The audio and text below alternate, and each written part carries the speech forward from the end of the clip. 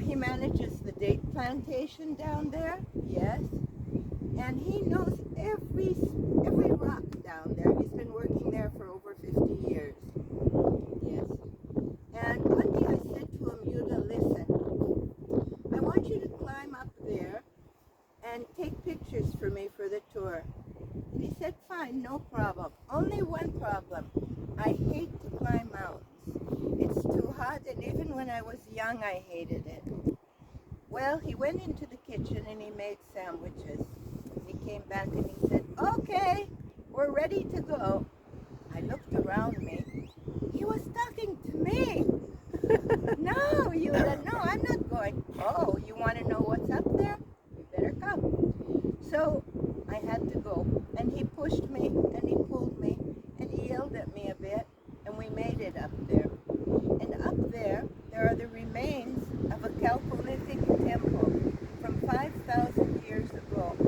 There is a very, very large rock, and on that rock there were animal bones, and around the rock there were implements for hunting. And so geologists and archaeologists told us that they must have sacrificed animals to their gods there. Wow. Yes? What happened to them? I don't know. Anyway, we're talking now about 1956. 1956, 80 young people who knew nothing at all about agriculture said goodbye to their parents in Tel Aviv. They had a dream under their arms. They were going to come here to Ein Gedi. They were going to come here and begin a kibbutz. But they had just finished the army. They were 22 years old. They didn't know anything really about gardening, about agriculture, about planting. It took them between 8 and 10 hours to get here because there were no roads at all. There were just a lot of rocks.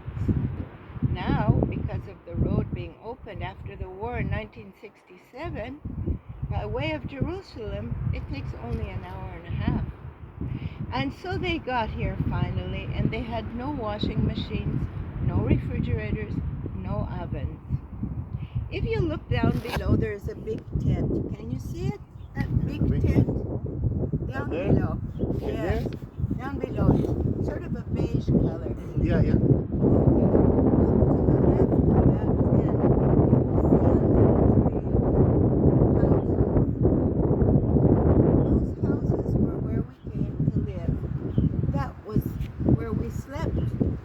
Where we ate in the different houses there, and these fields that you see down below where the cars are, yes, they were covered by rocks, and we took the rocks away, the men and women working together, and we cleared it of everything, and we began to plant. We planted tomatoes and cucumbers, we planted eggplant, we planted watermelon, using the water from the mountain, and everything grew. This is the first place in all of Israel that there were vegetables in the winter time. We have no winter. We have maybe 52 millimeters of water from the rain in a year. So we're very dependent on the water from the mountain. Well, we lived down there, and I thought it was very beautiful. I was born in Canada. I was born in Vancouver, British Columbia, and when I was about 9 years old, we moved to California, to Beverly Hills, and everything that can give you money, we had, but it still wasn't enough for me. It didn't give me any satisfaction. My family were born in the old city of Jerusalem for over 300 years. My grandparents left in 1900 because there was no food and no water in the old city. But my grandfathers were all judges in the synagogue that's most famous of the 120 synagogues in the old city, called the Herva Synagogue. They're all buried on the Mount of Olives.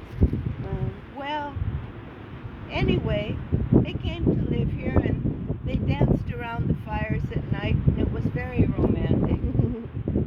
And I thought it must be like that. It must have been like that in California when cowboys and Indians lived there. Well, we lived there for 4 years, growing vegetables. But then one day, we said, as we looked at each other, it's time to get married, time to have children. We're getting old. We're 26 already. Oh, not good. Where shall we go? So they came up here, and I showed you the picture. There was nothing, not the leaf, nothing. Nothing green. Nothing at all. And they begin to build the houses. Well, you can't have houses if you can't have houses when you have children, no plants, nothing. No water. Nothing for them. So we brought the water up from Knuckle to Feet. If you look on the side of the mountain as far away as you can see, look on the side to the right. That's Knuckle to Feet. From there, the waterfalls, and we brought water up here by pipe. By what? Pipe. By pipes. Pipes. Well, there is a way to do it. It's called centrifugal, and it brings the water up on the pipe. It's a special way. Well, okay. There's a lady on the kibbutz called Nitza. She went to the manager of the Botanical Garden in Jerusalem, and she said, listen, we need somebody to help us. We need plants here. And he said, well, I will come, and I will see what can grow there. And he came and he said, I don't know if anything will grow here, because you're in one of the hottest deserts in the world. But we can try. So he brought many, many plants and trees from all over the world. Wow. And then from in the desert, the Ben Gurion University at Stable Care, they gave us many plants and trees. Nothing was bigger than this in 1960.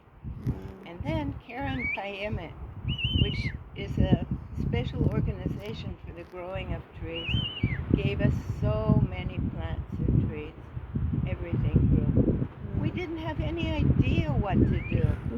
We put cacti beside trees that need a lot of water, and cacti need hardly any water. We made so many mistakes. But in the end, 850 different kinds of trees grew. Wow. We grew cacti from Central America, from South America. We grew trees from Africa and India, from the United States and South America, from everywhere, and everything grew. Well, what happened to our vegetables? In the south of our country, they began to build greenhouses, hothouses. It takes much less room to grow in a greenhouse or a hothouse than it does to grow outside like that. There the water doesn't evaporate. Yes. And not we, but they watered by pipe. And they gave food by pipes too. And everything grew very well. It grew exactly what we were growing here. So we said goodbye to the vegetables. Yes. We planted the date trees. They were doing very well. And the next thing that happened is, well, we brought cows here. The cows down below hated it. It was too hot for them. Yeah. So we sold them to another kibbutz. They grow the cows in air-conditioned barns, and they're very happy. They smile all day. Then we brought 30,000 turkeys. Turkeys are disgusting. You have to cut off their beaks, and you have to cut off their nails, and you have to work with them at night because they don't see well at night, and we have to send them to market at night. We have to catch them, put them on trucks. I wasn't going to work with them. My husband, who knows so much about agriculture, he went to the best school for agriculture in the country. He didn't want to work with them. 30,000 turkeys went. So what could we do? They flew away? No, we sent them away. Oh. We sent them to somewhere else. Oh, to another kibbutz. To another kibbutz. Well, 20 minutes from here going south, there is water coming up out of the ground. It's not regular water. It has the highest mineral count from any water in the world. It also smells like rotten eggs. So we made a spa across the street from the water. The water comes out of the ground at 42 degrees centigrade, very hot, and went into the spa at 39 degrees. We made 6 pools inside the spa, and people that had arthritis and rheumatism and problems with their bones came from all over the country to bathe there. But they had no place to sleep. So we built homes from wood down there where you see those yellow buildings. In the beginning, the houses were built out of wood. But time passed, and then we began to build the hotel. And people came here from all over the world to bathe in the spa and stay here in the wintertime when there is no rain, no snow, especially from Europe. So we did very well. And then what happened? What happened all over the world?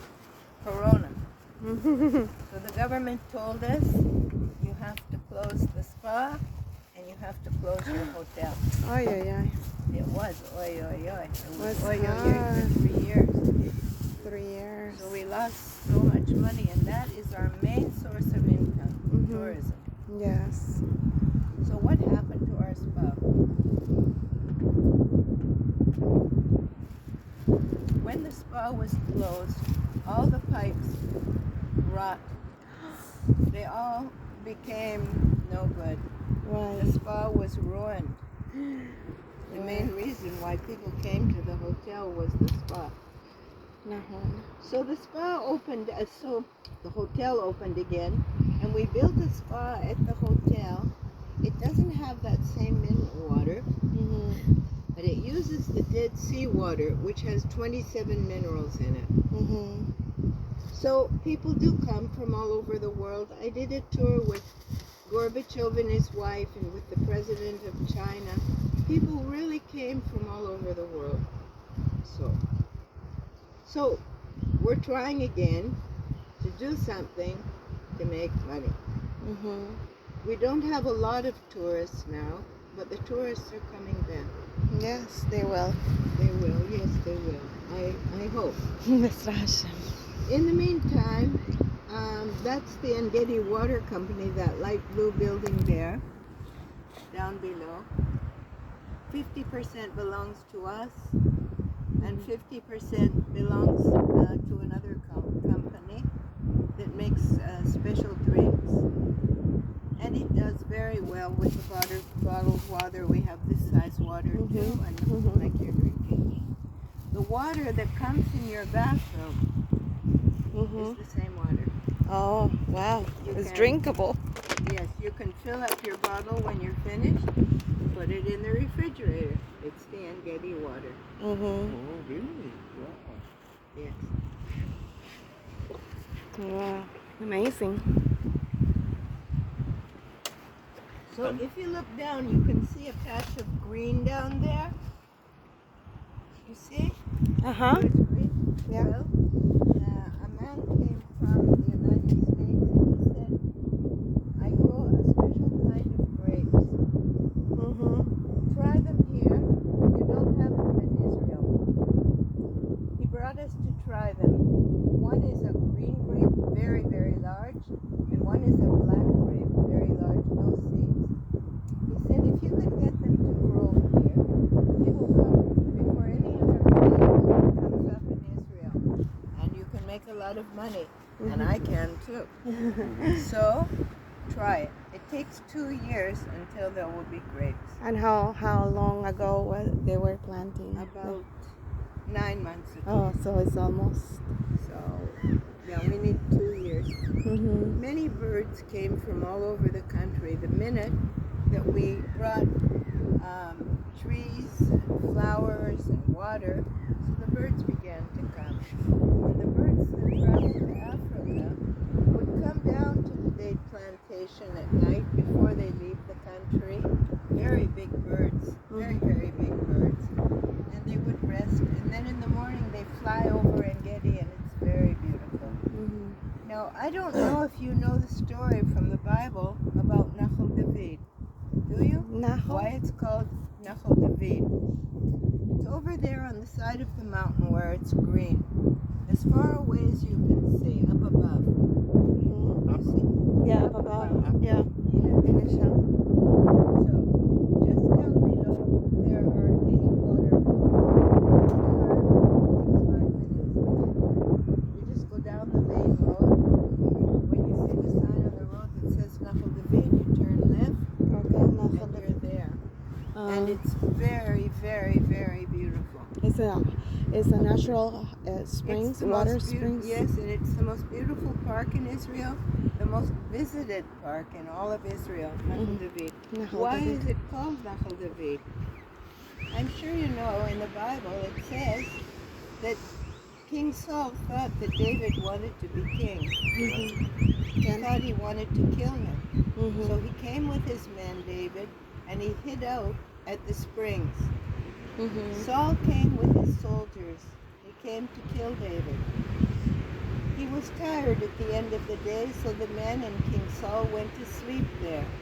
And while he was sleeping, it's written that David crept down the mountain and cut his robe. And in the morning he called down to him and he said, "You see, I could easily have killed you. I never wanted to." And they left the springs as friends, and it became known as the Springs of David. It's En Gedi, Nahal? Yes, It's En Gedi? yes. Oh, All so- of this is En Gedi. I mean, but the resort where people go is in En Gedi. The springs. The springs. The Springs of David is En Gedi. It's inside of the inside the mountain. mountain. It's not a difficult climb. There are stairs, Mm-hmm. and at the top of each stair there is a beautiful, beautiful waterfall. Mm-hmm. It's so nice to put a bathing suit on Yeah. and good shoes. Yes, it Mhm. can be in water Mm-hmm. because it's a little bit rocky at the bottom. Yeah. And you can sit there and it's just, you don't feel the heat because the water is so nice. So you can do that. It would be really lovely for you. Mm-hmm. Okay, so once a year you hear on the television or on the radio, it says you can't go to En Gedi because there is a flood. Yes. The water comes from Jerusalem, comes down the side of the mountain, and it runs down this dry riverbed all the way to the sea. And the roads closed. It's very, very beautiful from up here to see it. It's very special. Mm-hmm. Yeah, I imagine all the water coming down. Sure. Sure. Now I want to tell you this corner is a very special place because it's built by a mother and father who had 4 sons. Their oldest son's name was Giora. Giora became an officer in the army, and in the war in Lebanon, he led his men from Israel to Lebanon. And the officers always go first in our army. He took his men and he saw in front of him there was a house that had a white flag on it. He walked towards the house. His hands were in the air. He had no weapon. And they shot and killed him. Oh. The second son, Tomer, he was a lovely boy. He ran races all over the world. He ran like the wind, and he always won. Well, he finished the army and he came to work with my husband in the date plantation. Mm-hmm. My husband told all of the men working there, "You must be very careful. We have a special tractor that goes high, high up to pick the dates. It has a platform on it." Well, he said the tallest trees that we planted in 1960, don't pick the dates from them, because if the tractor stands straight up, it's fine. But if you put it on a slant like this, the top part is very heavy and it can fall down.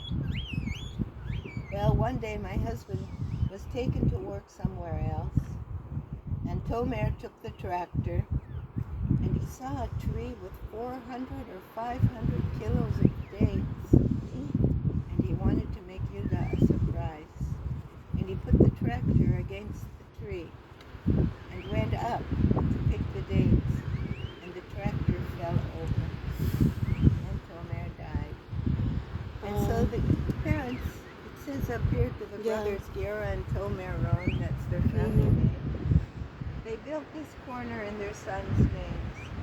And people came from all over the world to do what I'm going to ask one of you to do now. They built these chimes. I was in Hiroshima, in Japan. There's a huge bell there. It's a peace bell that people hit in honor of the dead in Hiroshima. This was built, and I would like one of you to hit each one of these chimes. And in our hearts, we'll make a prayer for peace, just like Hiroshima. Nothing has worked yet, but maybe one of you will hit each one of these chimes, and somebody may hear. Yeah. But it's 4 songs? No, each chime has a different sound.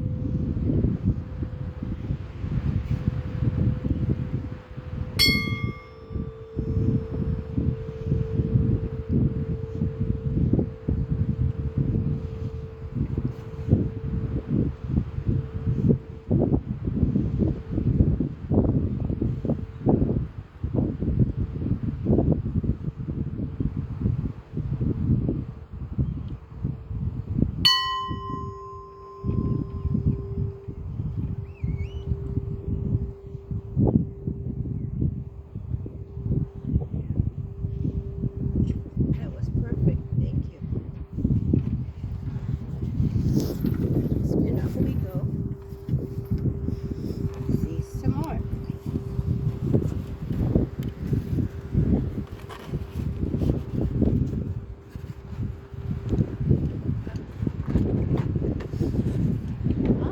Very important. I didn't tell you about our synagogue down below.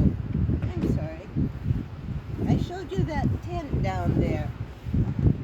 When you go, if you go to Nahal David, when you pay for your ticket, it costs very little money, maybe 27 shekels. You're paying also to go to the synagogue where that tent is. It's only 5 minutes from Nahal David. Now, we wanted to make another field to plant when we were down there. And when we looked down on the ground there, I'll show you what we found. We found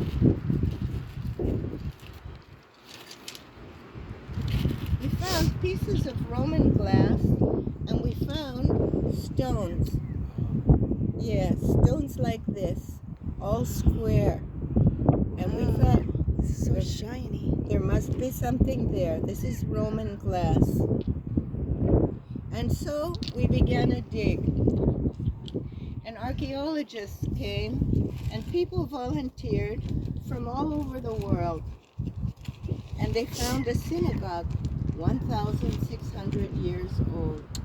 Wow. Now, if you go to the synagogue, where the tent is, it's covering the floor of the synagogue.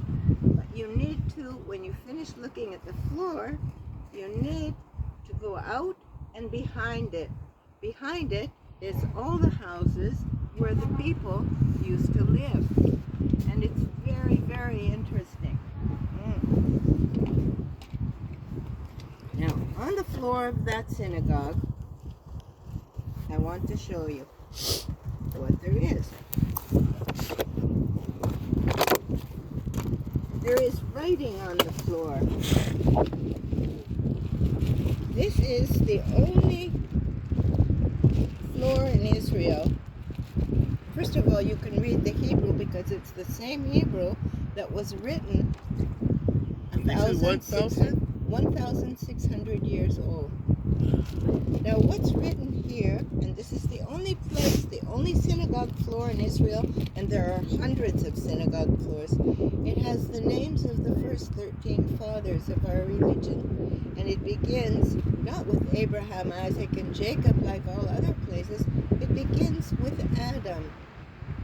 And the next thing that's written, and this is the only place in Israel on a floor that's written like this, this is the names of the astrological months of the year. In all other places, the astrological months are written in a circle. I'm born in May, and so each month is, like for instance, Gemini, the twins. That's me. But in our religion, we're not supposed to make images of man. And so this is the only place, these were very, very religious people. And so there is no images, just the names. Mm-hmm. And then here, this is written the months of the year, just like we celebrate today. The same. Mm-hmm. And here is written in Aramaic, because they spoke Aramaic and Hebrew at this time. And what does it say? This is the worst curse that was ever found in Israel until today. And what it says is, whoever gives away the secret of Ein Gedi, may he who is in the heavens strike him down and make dust of him, and may his seed never again be in this world. And it ends with Amen, Selah, Amen. The last thing that's written here... And what was the secret? I don't want to know. The last thing that's written here are the names of the people, like in synagogues all over the world, the names of the people who contributed to build the synagogue. Now, the oldest menorah, the symbol of Israel, was found there. It was taken out of the wall of the synagogue. Oh, it was in the wall? It was in the wall, hidden in the wall. Oh, like they cover it with rocks and stuff. Yes. Wow. Yes. This is the oldest that was ever found. Wow. Now let's talk about the secret. Okay. But if it's a curse, I don't know if I want to know. Okay, but you're not giving it away. I'm giving it away. Oh. Okay. But you're giving it away to a lot of people? Yes. Okay, so and they're managing. Everybody's okay. Okay. All right, so let me tell you now. From here you can't see, but on the other side of the mountain where you can see, there is a house made out of rocks. On the outside of that house, there is a very deep pool. This is what the house looks like. It's made out of rocks. There's a deep pool with a hole in the wall. I can see that. On the other side of that, there is another pool. The same depth with a hole in the wall. And the two of them connect. This very large rock is inside the house. At the end of their working day, they would roll this rock in front of the door so nobody would come inside, because they were hiding their secret. Now behind the house, there are terrazzo, where they were growing a special tree. This is all still there now. Oh, really? That tree is that one? No, it's not. It wasn't here when we came to live here, the tree, but this is one of the places where they grew it. Now, the tree. The Queen of Sheba came to King Solomon, and with her, it said in the Bible, that she brought with her gold and jewels and many, many things of value, and also trees and herbs and seeds. She either came from Yemen or she came from Ethiopia. Nobody really knows. But because my husband is a Yemenite, when he tells the story, she always came from Yemen. Always. He's very cute. But anyway, she brought these things as gifts to King Solomon. And they decided that the trees would be planted at En Gedi. Remember that nobody lived here then. Only down below people lived, where that synagogue was. Okay. This was known as the perfume root. The perfume that they took from the trees that I'll show you later was worth its weight in gold. The perfume came from the trunk of the tree at the bottom. The perfume route was from here to Gaza. In Gaza, in the port of Gaza, the perfume was sent by ship to Greece, to Rome, and to Egypt. The Queen of Egypt wanted this perfume very much, so Cleopatra sent Anthony here to fight for it, but they didn't get it. They didn't get it. She was very unhappy. Well, let's see. What more can I tell you about this? So that tree that was planted there was that tree, the one about the perfume. Yes. Now- That was the secret? Wait. Also, I want to tell you, 27 gold coins were taken out of the wall. No, not out of the wall. Under the doorpost of one of the houses, they found 27 pieces of gold. Why were they put there? Maybe one of the men or women hid them there because the Romans came to Masada. Maybe they thought they would be killed.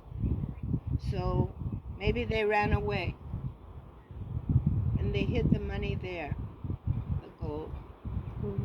There is no end to the story, but they found no bones from the people that lived there. I don't know if you've ever heard the name Joseph Flavius. A lot. All right.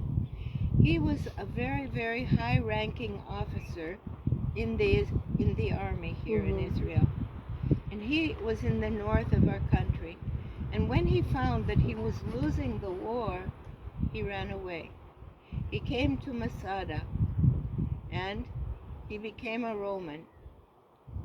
And he wrote the history of Masada. He went to live in Rome, and he wrote the story from there. And he wrote that one day, when all the men were at work here at En Gedi, and the women and children were there, from Masada, not the Romans came, but the people of Masada. You know, they were made out to be heroes, the people of Masada. They weren't such good people, but that's between you and me. We can talk about that between the Jewish people, but I have many Christian people here, and I would never say that. But yes, it was the Jewish people from Masada that came here and killed all the women and children. What happened to the men? One of three things happened. Either they were taken away as slaves by the Romans, or they were killed, or they managed to run away. And therefore the gold coins were put under the ground in the hopes that one day they would come back and get the coins. But it never happened. There are no graves there, no bones there. There's no end. But it's very, very interesting to see there. It's very interesting. Yes. Of my children, 3 of the girls were very good students, and they were sent to New York to school. one of my daughters called me on the phone one day and she said, "Mother, I've met a wonderful Israeli. We're going to get married. Mhm. You get to choose where." I said to her, "Oh, in Baal." I was so excited. Why was I so excited? Not because she's going to get married, because children on the kibbutz never ask their parents, "Should I? Can I? Will I? What do you think?"